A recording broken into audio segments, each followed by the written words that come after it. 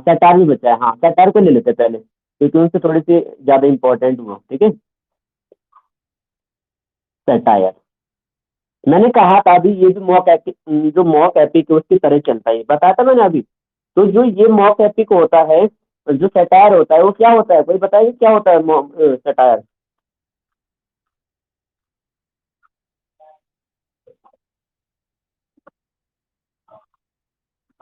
अच्छा, और कोई?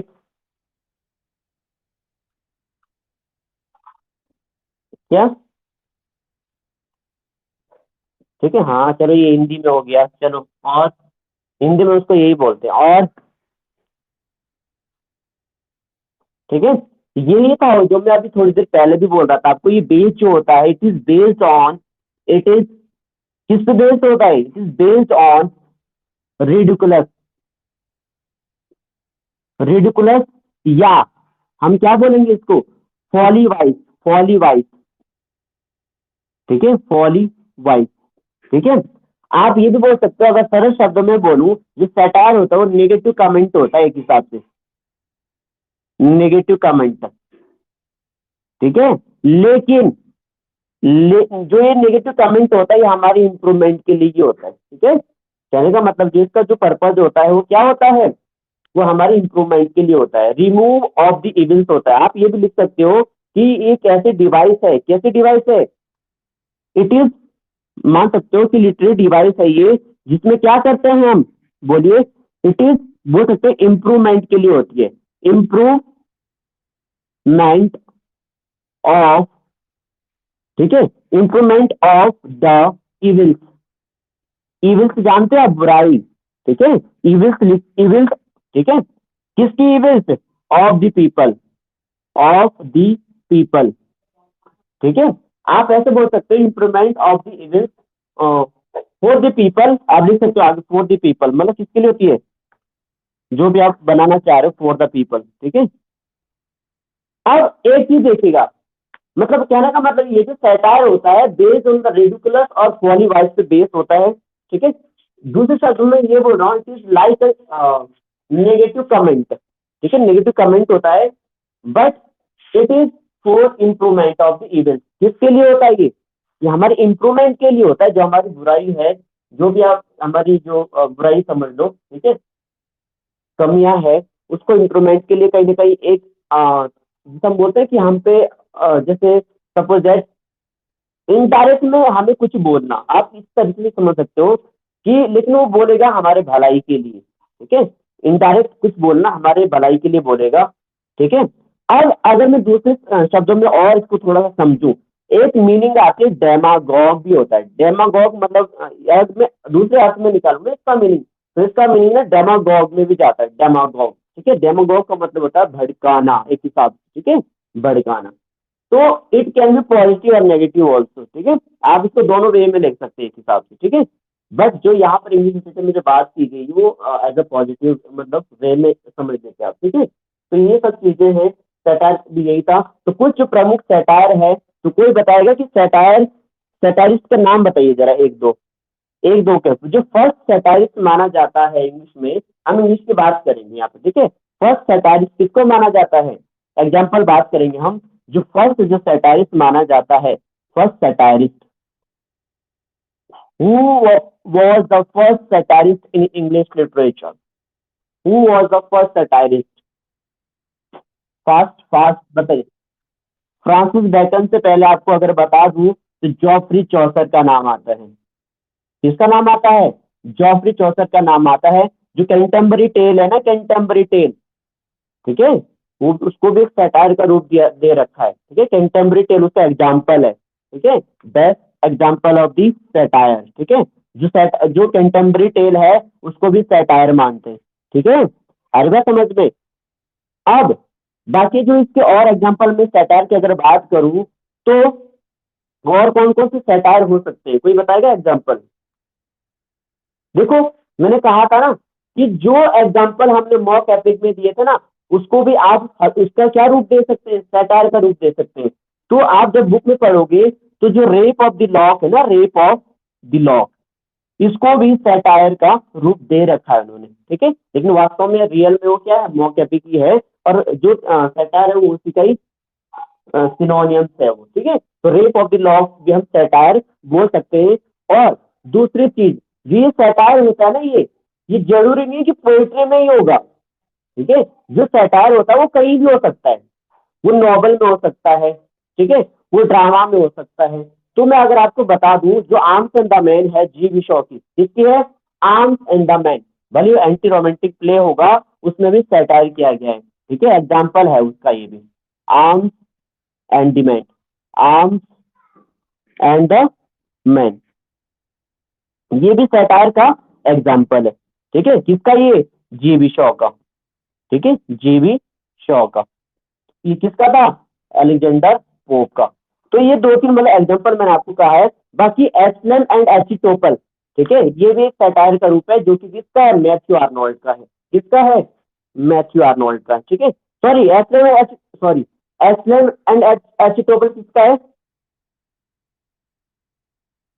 ड्राइडन का है ये, ठीक है, ड्राइडन का, ठीक है। इसी तरीके से और एग्जाम्पल भी है, ठीक है, उसकी आवश्यकता नहीं है। तो हमने अभी जो देखा था, देखिएगा, हमने थोड़ा सा सैटायर के बारे में भी देखेंगे, सैटायर क्या होता है। It is based on the ridiculous theme, ठीक है, रिडिकुलस थीम, ठीक है। ह्यूमर भी पाया जाता है इसमें, नेगेटिव कमेंट के लिए, ठीक है, इंप्रूवमेंट के लिए होता है, बट ये, ठीक है। सैटायर हमने जॉफ्री चौसठ को पहले सैटारिस्ट की संज्ञा दी है, ठीक है। फिर हमने आगे आर्म्स एंड द मैन को भी कहा है, ठीक है, ये सौरभ एंड रुस्तम, ये सब चीजें। तो ये ज्यादा इतना इंपॉर्टेंट भी नहीं था, ठीक है। सैटायर कहीं भी हो सकता है, किसी फॉर्म में भी हो सकता है। तो नेक्स्ट जो बचा, जो एक दो और बचे इसके बाद, कौन कौन से बच्चे बताइए जरा। जैसे मैंने कहा, dramatic monologue, dramatic monologue, monologue. एक और क्या बचा, आइडियल। एक क्या बचा, पेस्टोरल, ठीक है। यहाँ से ज्यादा क्वेश्चन भी बनेंगे, ठीक है, ये तो नॉलेज के लिए बता रहा हूँ। देखो ये ड्रामा में भी होता है, तो कैसे पहचानना पोएम कैसी होगी, ड्रामेटिक, ये तो आपके वहां पे आ गया है ड्रामे के हिसाब से। लेकिन यहाँ पे जाइए जरा, मोनो का मतलब क्या होता है, सिंगल, ठीक है, सिंगल, ठीक है।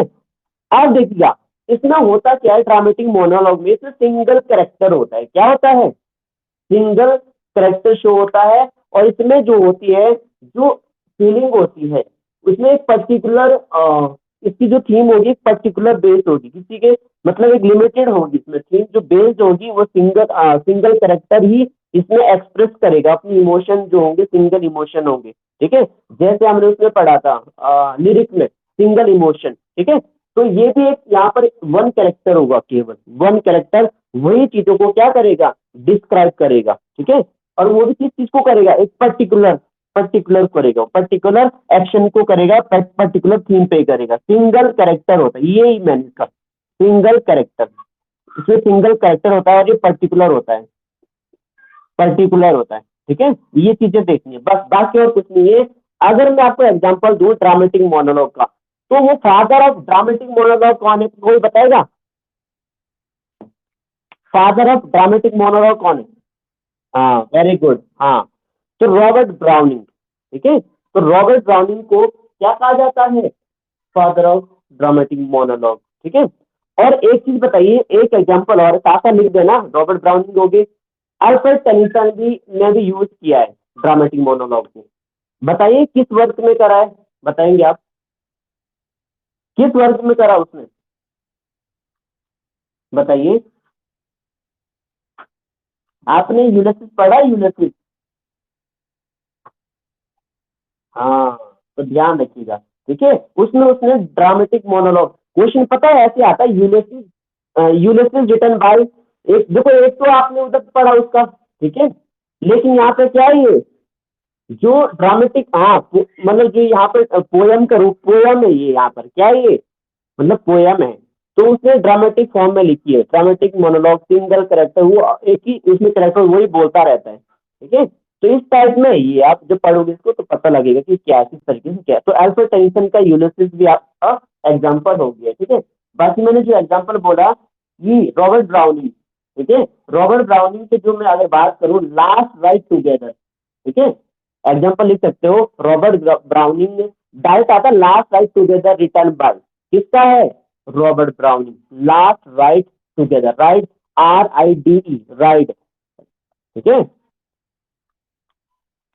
Last ride together, last ride together, ये ये रॉबर्ट ब्राउनिंग का है, ठीक है, ड्रामेटिक मोनोलॉग फॉर्म में। एक है लास्ट, माई लास्ट डच, आपने आपने भी सुना होगा ये नाम, ठीक है, ये उसके बाद जो मैं बात करूँ, my last duchess, my last duchess, ये, ठीक है, ये भी उसी का ही वर्क है ये, रॉबर्ट ब्राउनिंग के, ठीक है।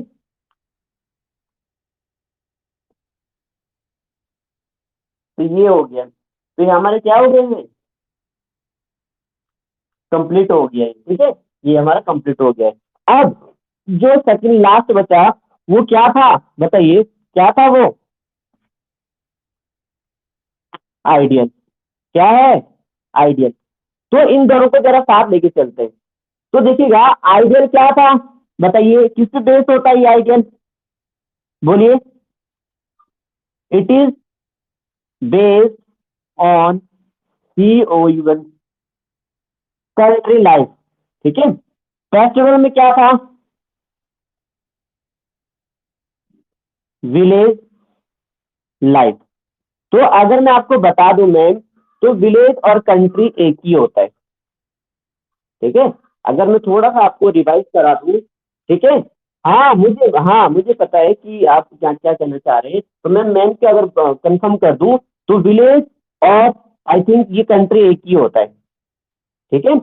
तो अब मैं अगर बात करूं कि जो आपने ऊपर कहा, ये ideal, it is based on, बोलिए, कंट्री प्लस टाउन, ठीक है, दोनों होते हैं इसमें, क्या होते हैं? दोनों होते हैं। और लेकिन जो ये होता है ये ओनली कंट्री होता है, कंट्री इन द सेंस जो आप बोल रहे हो, क्या बोल रहे थे आप? विलेज, ये इन दोनों में कुछ भी बोल सकते हो आप, ठीक है, ये, ठीक है। तो यही था, इतना सा था पेस्टोरल, ठीक है, और आइडियल भी इस तरीके से था। तो आज हमारी जो फॉर्म कंप्लीट हुई है, आई थिंक 2-3 क्लास लगी इसमें, ठीक है। तो कुछ को लग रहा होगा कि ये तो बहुत छोटी चीज थी, तो इसको इतना टाइम क्यों लगाया है, तो मैं सच कह रहा हूँ, ये तो अच्छा हुआ कि इसका इंटरव्यू नहीं है, सबसे ज्यादा इंपॉर्टेंस फिर इसी की होती है, ठीक है। वहाँ इंटरव्यू वाले यही पूछते हैं कि what is dramatic monologue, what is pastoral, what is sonnet, what is elegy, 3 elegy का नाम बताइए, फिर बोलेगा कि कोई सोनेट, 2 सोनेट के नाम बताइए, ठीक है, व्हाट इज सोनेट, ठीक है, तो मीनिंग ऑफ दिस सोनेट। तो ये हमसे ऐसा कुछ कोई नहीं पूछ रहे हैं, लेकिन हमें थोड़ा सा पता होना चाहिए, डायरेक्ट क्वेश्चन पता होने की कौन सी एलिजी है, किस किसने लिखी है, ठीक है। बाकी तो बात की बात है कि आप उसमें अंदर क्या क्या पढ़ रहे हैं, पहले ये तो पता कर ले कि है किसकी हो, किसने लिखी हो, ठीक है, पहले इतना तो पता लग जाए। तो हमारी जो फॉर्म ऑफ पोएट्री है ये कंप्लीट हो गई है। जो आगे वाली जो लिटरेचर की फॉर्म थी वो कौन सी थी, कोई बताएगा? ठीक है, जैसे पोइट्री, फिर हम आगे जो करेंगे वो प्रोज की फॉर्म करेंगे, किसकी करेंगे? प्रोज की फॉर्म करेंगे, ठीक है। तो नेक्स्ट क्लास में जब होगी तो हम प्रोज की जो फॉर्म है, फॉर्म बोलेंगे, या उसके अंतर्गत जो जो भी आता है, जैसे नॉवल आता है, ऐसे आता है, ठीक है, उसमें हम शॉर्ट स्टोरी वगैरह आते हैं, तो इसमें हम चर्चा करेंगे कि किस तरीके से शॉर्ट स्टोरी होती है, कौन कौन सी शॉर्ट स्टोरी किस किसने लिखी है, नॉवल जो होता है व्हाट इज नॉवल होता है, क्या क्या नॉवल, कौन कौन से, कितने इंपॉर्टेंट जो नॉवल लिखे हैं और कहाँ पर सबसे ज्यादा ये लिखे गए थे, ठीक है। इसी तरीके से हम ऐसे की बात करेंगे। तो ऐसे के लिए जो सबसे फेमस जो हम सेंचुरी की बात करते हैं, तो आई थिंक 18वीं सेंचुरी, जब 18वीं सेंचुरी जब हमारा ये जो ये कौन सा, अलेक्जेंडर पोप, ठीक है, ये बात का जब कौन सा एज आता है, जो अगस्टन जो एज होती है, ठीक है, अगस्टन एज के बाद आपने देखा होगा किस तरीके से वहां पर हमारे Jonathan Swift, Richard Steele, Joseph Addison, तो ये सारी चीजें हमें आइडिया लग जाता है कि किस तरीके से यहाँ पर ऐसे, मतलब जैसे हम बोलते हैं ऐसे मिलते हैं वहां पर, ठीक है। प्रोज का जो ओरिजिन ज्यादातर आपको वहीं पे दिखेगा, शॉर्ट स्टोरिया तो खैर पहले भी लिखी गई थी, लास्ट में भी लिखी गई थी, लेकिन अगर वहां पर देखो तो पीरियोडिकल ऐसे ज्यादा लिखे गए थे, कौन से ऐसे? पीरियोडिकल ऐसे, ठीक है। तो ये सब चीजें हम वहां पर पढ़ेंगे किस तरीके से पीरियड में टाइम, एक टाइम के अनुसार अल्टरनेट डे में लिखे जाते हैं, जैसे रिचर्ड स्टील, जैसा आपने टेटलर, स्पेक्टेटर, ये सब चीजें हम वहाँ पर बात करेंगे। ठीक है, तो इसको आपको भी थोड़ा बहुत पता है, लेकिन फिर भी हम उसको अच्छे से जो एग्जाम ओरिएंटेड है उसको आगे बढ़ाते रहेंगे। ठीक है, तो आई थिंक समय हो गया है, बाकी नेक्स्ट क्लास में मिलते हैं।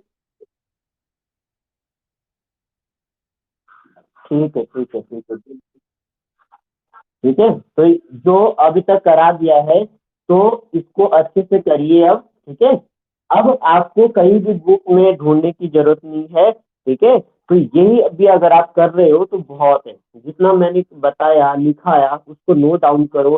बार बार वीडियो तो नहीं देखोगे आप, नेट खत्म हो जाएगा, लेकिन उसको आप नोट डाउन करो, नोट्स बनाओ। ये हमेशा के लिए आपके साथ रहेंगे, आपके काम आएंगे और आपके नंबर अच्छे देंगे। ठीक है, अगर आपको बेसिक ये पता है तो, ठीक है, अगर आप बेसिक अच्छा है तो हर एक चीज आपको लगेगा कि हाँ थोड़ा बहुत मतलब हम सही जा रहे हैं। ठीक है, डायरेक्शन में जा रहे हैं, ये सब चीजें हैं, इसको जरा कीजिए। ठीक है?